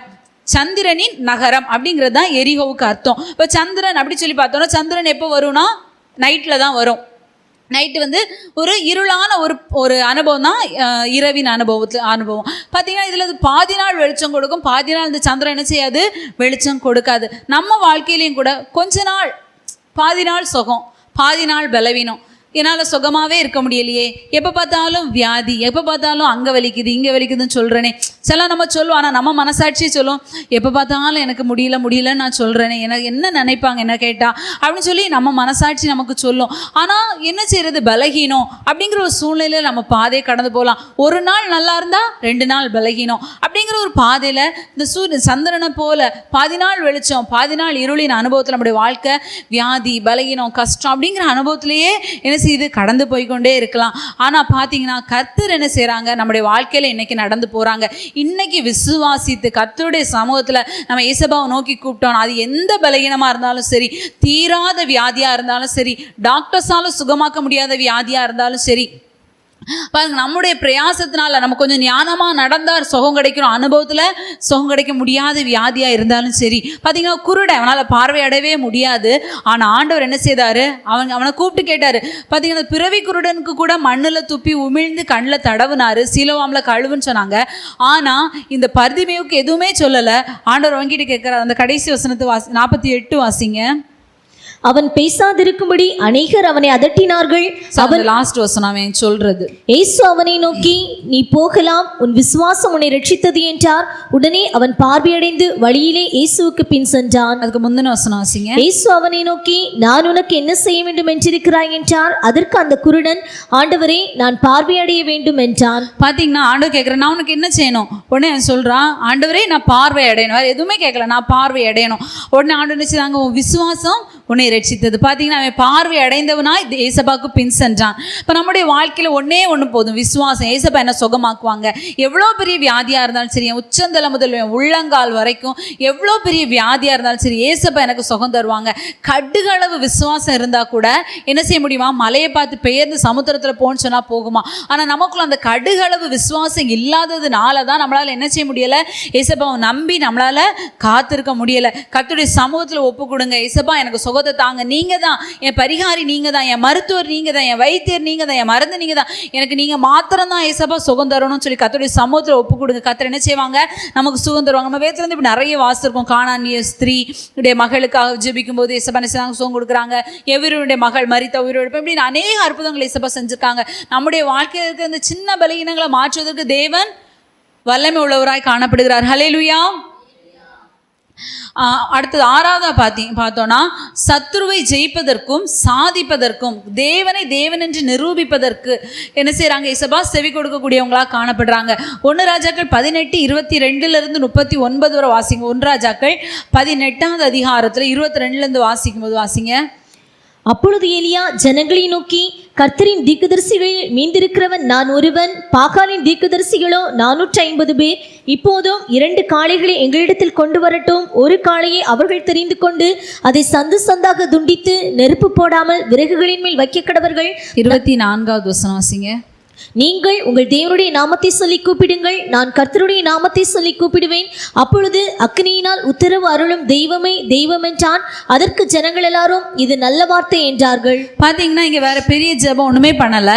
சொல்றாரு, உங்கள் தேவனை நீங்கள் அவருடைய நாமத்தை சொல்லி கூப்பிடுங்க, நான் கர்த்தருடைய நாமத்தை சொல்லி கூப்பிடுவேன்னு சொல்றாரு. கர்த்தாவே அப்படின்னு சொல்லி கூப்பிடுறேன் அப்படின்னு சொல்லி சத்துருக்கள்கிட்ட சவால் விடுறாங்க. இந்த சத்துருக்களை ஜெயிப்பதற்கு தேவனே தேவன் என்பதை நிரூபிப்பதற்கு கர்த்தர் என்ன செய்தாங்க? செவி கொடுக்கக்கூடியவங்களாக காணப்படுவாங்க. நமக்கு முன்பாக சாத்தான் சத்துருவை போல நம்முடைய வாழ்க்கையில வந்து நிற்கலாம். நம்மளால எந்த காரியத்தையுமே சாதிக்க முடியாத அளவுக்கு ஏசப்பாவை முன்னிறுத்தி சாதிக்க முடியாதபடிக்கு, ஆவிக்குரிய ஜீவிதத்தில் வளர முடியாதபடிக்கு, வாழ்க்கையில சாதிக்க முடியாத அளவுக்கு நம்முடைய காரியங்கள் எல்லாவற்றிலும் நம்முடைய தொழில்களில் ஒரு பெரிய பிரச்சனை போல சத்துரு வந்து நிற்கலாம். ஆனால் கர்த்தரே தெய்வம் என்பதை கர்த்தர் அப்படிங்கிற ஒரு வார்த்தை, ஏசப்பா அப்படின்னு சொல்லி ஒரு வார்த்தையை மட்டும் சொல்லி கூப்பிட்டு பாருங்க. கர்த்தர் என்ன செய்வாங்க? அக்னியினால் உத்தரவு அருளி சத்ருவுக்கு முன்பாக என்ன செய்வாங்க? நம்முடைய தலையை உயர்த்தக்கூடியவராய் காணப்படுறாங்க. பார்த்தீங்கன்னா இவங்க எவ்வளவோ பாகாலுடைய தீர்க்கதரிசிகள் கூப்பிட்ட போதும் அங்கே என்ன நடக்கலைன்னா எந்த பதிலும் வரலை. ஏன்னா அந்த அந்த அந்த தெய்வங்கள்லாம் கண் இருந்தும் காணாது, காதிருந்தும் கேட்காது. ஆனால் நம்முடைய தேவன் அப்படி இல்லை. நம்முடைய தேவன் நமக்கு காண்கிற தேவன், நம்முடைய சத்தத்தை கேட்கிற தேவன். அவருடைய கண்கள் திறந்தவைகளும் அவருடைய செவிகள் கவனிக்கிறவைகளுமா இருக்கிறது. அதனால இவங்க எவ்வளோ நேரம் கூப்பிட்ட பிறகும் அவங்கள தேவன் உத்தரவு அருளலை. ஆனால் இந்த எலியாவை குறித்து நம்ம பார்த்தோம். அந்த 36வது வசனத்துல சொல்லப்பட்டிருக்கு. அவர் என்ன சொல்றாரு? ஆபிரகாம், ஈசாக்கு, யாக்கோபின் தேவனாகிய கர்த்தாவே, நீர் தேவன் என்றும் நான் உம்முடைய ஊழியக்காரன் என்றும் இந்த காரியங்களெல்லாம் உம்முடைய வார்த்தையின்படியே செய்தேன் என்றும் இன்றைக்கு விளங்கும்படிக்கு என்னை கேட்டருளும் அப்படின்னு சொல்லி என்ன செய்றாரு? சொல்ல என்னை கேட்டருளும் ஆண்டவரையும் கூப்பிடுவாரு. ஆண்டவர் உடனே என்ன செய்றாங்க? வானத்துல இருந்து அக்கினி இறங்கி அந்த பணிந்து எல்லாவற்றையும் என்ன செய்தது? பட்சித்து போட்டது அப்படின்னு சொல்லி நம்ம பார்க்கிறோம். அதுபோல அப்போஸ்தலர் 9:36 பார்த்தா தபித்தாள், இவங்க மறிச்சு போயிட்டாங்க. இப்போ பேதுருக்கிட்ட சொல்கிறாங்க, ஐயா இப்படி தபித்தாள் ஒரு நல்ல ஒரு பெண், தாரம் தர்மலாம் பண்ணுறவங்க, அவங்களால முடிஞ்ச உதவியெல்லாம் மற்றவங்களுக்கு விதவிகளுக்கெல்லாம் செய்கிறவங்க மறிச்சு போயிட்டாங்க அப்படின்னு சொல்கிறாங்க. இப்போது இந்த பேதுரு அவருக்கு ஒரு பெரிய சவால் போல உள்ள ஒரு சூழ்நிலை. பார்த்தீங்கன்னா அவர் என்ன செய்ய, எல்லாரும் வெளியே போக சொல்லிட்டு ஆண்டவர் நோக்கி ஜோமன்ட்டு என்ன செய்கிறா? தபித்தாளே எழுந்திருந்தோன்னா அந்த பெண் என்ன செய்கிறாங்க? எழுந்திருந்தாங்க. இப்போ நம்முடைய அந்த இப்படிப்பட்ட கர்த்தரை தெய்வம் என்று வெளிப்படுத்த வேண்டிய இடத்துல நம்ம கர்த்தரை நோக்கி கூப்பிடும்போது கர்த்தர் என்ன செய்றாங்க? நம்முடைய ஜெபத்திற்கு என்ன செய்றாங்க? செவி கொடுக்கிற தேவனாய் காணப்படுறாங்க. 7வதா பார்த்தோம்னா வெளிப்படுத்தின விசேஷம் 12:2-5 வாசிக்கும்போது, வெளிப்படுத்தின விசேஷம் 12:2-5 வாசிக்கும்போது, அவள் கர்ப்பவதியாயிருந்து பிரசவ வேதனை அடைந்து பிள்ளை பெறும்படி வருத்தப்பட்டு அலறினாள். சகல ஜாதிகளையும் இருப்பு கொள்ளால் ஆளுகை செய்யும் ஆண் பிள்ளையை அவள் பெற்றாள். அவளுடைய பிள்ளை தேவனிடத்திற்கும் அவருடைய சிங்காசனத்தினிடத்திற்கும் எடுத்துக்கொள்ளப்பட்டது. பார்த்தீங்க, ஆண் பிள்ளையின் பிரசவத்துக்காக, அதாவது எடுத்துக்கொள்ளப்படுகிற படுகிறவர்களின் அலறுதலுக்கு கர்த்தர் என்ன செய்கிறாரு? செவி கொடுக்கிறார். பிரசவத்துக்காக ஒரு ஸ்திரீ அலறும் போது அந்த சத்தத்துக்கு கர்த்தர் செவி கொடுக்கிறார். அதோடைய ஆவிக்குரிய அர்த்தம், எடுத்துக்கொள்ளப்படுகிற சபையினுடைய கூப்பிடுதலுக்கு கர்த்தர் என்ன செய்கிறாங்க? செவி கொடுக்குறாங்க. ஏன்னா எடுத்துக்கொள்ளப்பட வேண்டிய அந்த ஆண் பிள்ளை என்றால் ஒரு ஜெயஜீவியத்தின் அனுபவம், அந்த அனுபவத்தை விழுங்கும்படி ஒரு சத்துரு என்ன செய்கிறான்? முன் இருக்கிறான். இன்னைக்கு சபை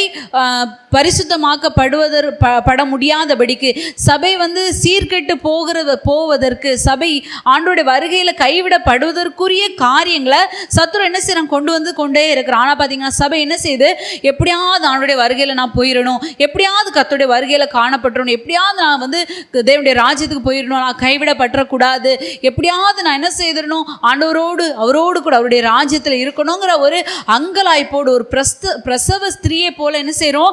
அலறுகிற ஒரு அனுபவம் உடையவங்களாக காணப்படலாம். ஆனால் பார்த்தீங்கன்னா அந்த ஒரு சத்துரு என்ன செய்ய, ஒரு வலு சர்ப்பம் என்ன செய்யுது? நமக்கு எதிராக நின்று கொண்டு இருக்கிறது. இந்த சத்துருவை ஜெயித்து அந்த பிள்ளை பிறந்த போது அந்த 5வது வசனத்தை வாசிங்க. சகல ஜாதிகளையும் இருப்புக்கோலால் ஆளுகை செய்யும் ஆண் பிள்ளையை அவள் பெற்றாள். அவளுடைய பிள்ளை தேவனிடத்திற்கும் அவருடைய சிங்காசனத்தினிடத்திற்கும் எடுத்துக்கொள்ளப்பட்டது. பார்த்தீங்கன்னா இந்த பிள்ளை தேவனிடத்திற்கும் அவருடைய சிங்காசனத்திற்கும் எடுத்துக்கொள்ளப்பட்டது. சகல ஜனங்களையும் இரும்பு கோலால் ஆளுகை செய்யும் ஆண் பிள்ளையை அவள் பெற்றாள். இப்போ நம்முடைய வாழ்க்கையில் எடுத்துக்கொள்ளப்படுகிற ஒரு சபையாய், ஒரு ஆண் பிள்ளையாய் நம்முடைய வாழ்க்கை மாறுவதற்கு, அந்த சத்துரு அழிப்பதற்கு நம்ம கிட்ட என்ன காணப்படனா? வேதத்திலிருந்து 2 பேர் எடுத்துக்கொள்ளப்பட்டாங்க. ஆதியாகமம் 5:24 வாஸ்தா ஏனோக்கு எடுத்துக்கொள்ளப்பட்டார். 2வது எலியா, 1 ராஜாக்கள் 19:14 பார்க்கும்போது அந்த எலியாவை என்ன செய்யற? எடுத்துக்கொள்ளப்பட்டார். இவங்க எடுத்துக்கொள்ளப்படுவதற்கு இவங்க கிட்ட காணப்பட்ட ஒரு காரியம் என்னன்னா, அந்த காரியம் நமக்குள்ள இருந்தா போதும், எவ்வளோ பெரிய வலுசற்பத்தின் வல்லமை வந்தாலும் என்ன செய்ய முடியும்? எவ்வளோ சாத்தா எப்படி வந்தாலும் அவனை ஜெயித்து நம்ம என்ன செய்ய முடியும்? தேவனுடைய ராஜ்யத்தில் ஜெயங்கொண்ட ஆண் பிள்ளைகளாய் நம்ம எடுத்துக்கொள்ளப்பட முடியும். அதுக்கு இந்த ஆதியாகமம் 5:24 வாசிக்கும் போது, ஏனோக்கு தேவனுடைய சஞ்சரித்துக் கொண்டிருக்கையில் காணப்படாமற் போனான், தேவன் அவனை எடுத்துக்கொண்டார். தேவனோடு சஞ்சரிக்கிற ஒரு அனுபவம் நமக்கு தேவையாய் காணப்படுகிறது. எப்போதும் கர்த்தருடைய சமூகத்தின் அனுபவத்தில் அதை நம்ம உட்கார்ந்து ஜெபம் பண்ணாதான் ஜெபம் அப்படிங்கிற அனுபவம் முதலே பார்த்தது போல நம்ம என்ன ஒரு வேலை செஞ்சாலும் சரி, நம்ம என்ன காரியத்தில் இருந்தாலும் சரி, நம்ம இருதயம் எப்போ என்ன செய்யணும்? தேவனோடு இருக்கணும். அதான் சங்கீதக்காரன் சொல்றாரு, நான் படுத்துக்கொண்டு நித்திரை பண்ணினேன், என் இருதயமோ விழித்திருந்தது, நான் விழிக்கும் போது இன்னும் உமது அண்டையில் இருக்கிறேன் அப்படின்னு சொல்லி சங்கீதக்காரன் சொல்றாரு. அதுபோல நம்முடைய வாழ்க்கையில் நம்ம என்ன செஞ்சுட்டு இருந்தாலும், தூங்கினாலும் சரி, வேலை செய்தாலும் சரி, வாகனத்தில் போனாலும் சரி, நம்ம என்ன பண்ணிட்டு இருந்தாலும் நம்முடைய இருதயம் தேவனோடு இருக்கிற அனுபவம், தேவனோடு சஞ்சரிக்கிற அனுபவம், தேவனோடு நடக்கிற அனுபவம். எங்க போனாலும் ஏசப்பா என் கூட வாங்க, ஏசப்பா என் கூட வாங்க, ஏசப்பா இந்த வேலையை செய்கிறேன், நீங்க என் கூட செய்யுங்க, ஏசப்பா நான் இப்போ ட்ராவல் பண்றேன், நீங்க என் கூட ட்ராவல் பண்ணுங்க, ஏசப்பா இந்த இடத்துக்கு நான் மீட்டிங் போறேன், நீங்க என் கூட அந்த மீட்டிங்ல இருங்க அப்படின்னு சொல்லி எல்லா காரியத்தையும் என்ன நம்ம ஆண்டவர் சொல்றாங்க, நீ பயப்படாதே, உன் வலது கையை பிடித்து நான் உன்னுடனே இருக்கிறேன்னு சொல்லி சொல்றாங்க. எல்லா சூழ்நிலை மத்தியில் ஏசப்பா நம்மளோட கூடவே நம்ம வச்சுட்டு இருந்தோம்னா கண்டிப்பா நம்ம என்ன செய்ய மாட்டோம்? பாவம் செய்ய மாட்டோம். நம்ம கூடவே ஒருத்தங்க இருக்கும்போது நம்ம தப்பு பண்ணுவோமா? இப்போ நம்ம அம்மா அப்பா யாராவது நம்ம கூடவே இருந்தாங்கன்னா நம்ம என்ன செய்ய மாட்டோம்? அவங்களுக்கு பிடிக்காததை செய்யவே மாட்டோம். அதுபோல ஏசப்பா நம்ம கூடவே இருக்கும்போது நம்ம என்ன செய்ய மாட்டோம்? பாவம் செய்ய மாட்டோம். நம்ம பாவம் செய்யும்போது தான் சத்துரு என்ன செய்யறான்? நம்ம முன்னாடி எழும்பி நிற்கிறான். இப்போ நம்ம ஏசப்பா நம்ம கூடவே இருக்கும்போது நம்ம பாவம் செய்ய மாட்டோம். இந்த சத்துரு நமக்கு முன்பாக என்ன செய்ய முடியாது? வர முடியாது. நம்முடைய ஜெயத்தை அவனால தடுக்க முடியாது. ரெண்டாவது எலிசாவை பத்தி பார்த்தீங்கன்னா 1 ராஜாக்கள் 19:14 அந்த முதல் பார்ட் வாஸ்தா அவர் சொல்றாரு, கர்த்தருக்காக நான் வெகு பக்தி வைராக்கியமா இருந்தேன். கர்த்தருக்கான ஒரு வைராக்கியம், என்ன வந்தாலும் சரி ஆண்டவரை நான் விட மாட்டேன், என்ன வந்தாலும் அவரோடு கூட தான் இருப்பேன், என்ன வந்தாலும் ஏசப்பா எனக்கு வேணும், எனக்கு வாழ்வானாலும் சரி, தாழ்வானாலும் சரி, இன்பமானாலும் துன்பமானாலும் கஷ்டமானாலும் நஷ்டமானாலும் லாபமானாலும் எது வந்தாலும் என்ன செய்ய மாட்டேன்? நான் ஏசப்பாவை விட மாட்டேன், ஆண்டவருக்காக தான், ஆண்டவரோடு தான் அப்படிங்கிற ஒரு அனுபவத்தில் நம்ம கர்த்தருக்காக வைராக்கியமாக காணப்படும் போது அது ஏசப்பா மேலோட அந்த அன்பு என்ன செய்யாது? நம்மளை தவறு பண்ண விடாது. இப்போ ஒருவேளை இப்போ நம்ம கூட நம்ம அம்மா அப்பா இல்லை, ஆனால் நான் தப்பு பண்ணால் என் அப்பா அம்மா வருத்தப்படுவாங்க அப்படிங்கிற ஒரு எண்ணம் நமக்குள்ளே இருந்து நம்ம என்ன செய்ய மாட்டோம்?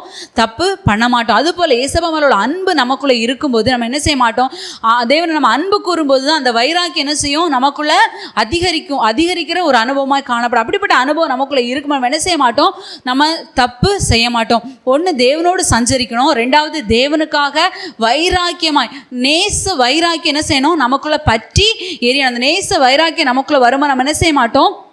தேவனுக்கு விரோதமான காரியங்களை செய்ய மாட்டோம். அப்போ சத்துரு சாத்தான் என்ன செய்ய முடியாது, நம்ம ஜெயத்தை தடுக்கவே முடியாது. சங்கீதம் 66:19 வாசிக்கும் போது, சங்கீதம் 66:19 வாசித்தா, மெய்யாய் தேவன் எனக்கு செவி கொடுத்தார், என் ஜெபத்தின் சத்தத்தை கேட்டார். பார்த்தீங்கன்னா என்ன சொல்ல, மெய்யாய் தேவன் எனக்கு செவி கொடுத்தார். ஒரு நிமிஷம் நம்ம கண்களை மூடுவோமா, கர்த்தருடைய முகத்தை ஒரு நோக்கி பார்க்கலாமா? மெய்யாக ஆண்டவர் சொல்றார், மெய்யாய் தேவன் எனக்கு செவி கொடுத்தார். நிச்சயமா இன்னைக்கு இயேசுபா நம்முடைய ஜெபங்களுக்கெல்லாம் செவி கொடுத்துருக்குறாங்க. என் ஜெபத்தின் சத்தத்தை கேட்டார்.